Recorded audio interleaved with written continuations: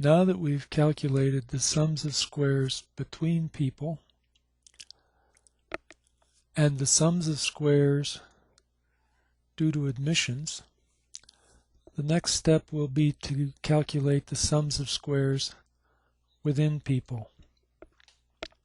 The sums of squares within people will be the difference between the actual cost for each admission for each person and the mean of costs for that person.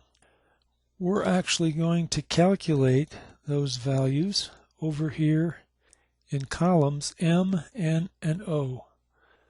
I'll begin this calculation by saying that the first value is equal to, and a left paren, and I'll go to the left and get the value for the first person for the first admission. I'll go back to where the calculation is being done and a minus, and then the mean for that person, and I'll fix that with an F4 so that I will always be operating in column J for the average. Then I will square that result and hit enter. This is the first value in the calculation of the sums of squares within people.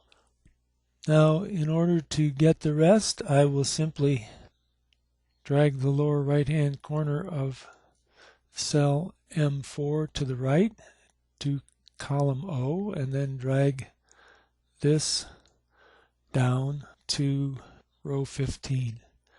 These are all the values that will be summed to produce the sums of squares within people.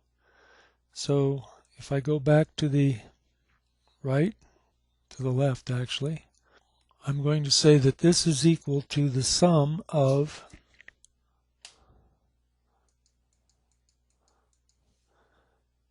all of these cells. Now when I do this, I don't have to multiply this sum times any value because it's not averaged across anything.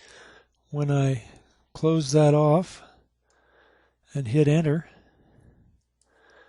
I get this as the sums of squares within people.